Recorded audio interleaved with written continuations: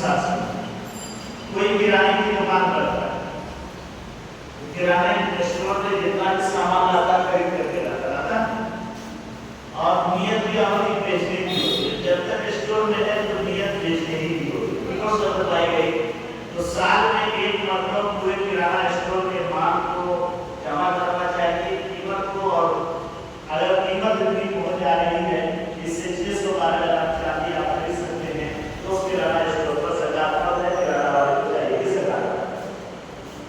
आजकल लोग मेडिकल खोलते हैं, मेडिकल की मिसाल ले दवा खरीदने में बेचते हैं, दवा कंपनी से खरीदते हैं, बेचने की नीयत से खरीदते हैं, जब तक दुकान में है तो बेचने के लिए तीनों शर्त पाई गई।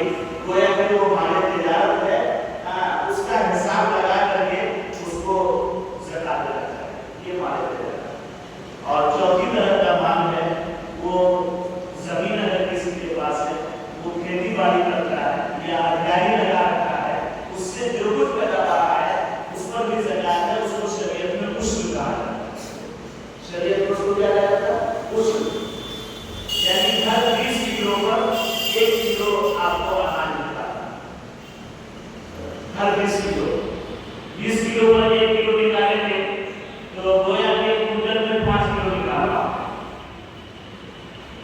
अब जितने कुंटल अनाज आपके पास आए तो गोया के हर कुंटल के बदले में 5 किलो आप ज़कात बतौर उश्र के निकालिए। ये ज़कात की तफसील है, मुख्तसर से अंदाज़ा।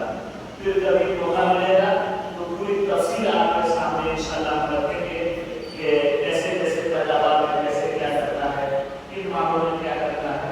हमने इख्तिसार के साथ आपको बता दिया। वही का ज़कात तीसरी बुनियाद जो इस्लाम की है ज़कात। बुनियाद इस्लाम वाला शहादत अल्लाह इलाहा इल्लल्लाह व इकामत सलात व इताए ज़कात वल हज।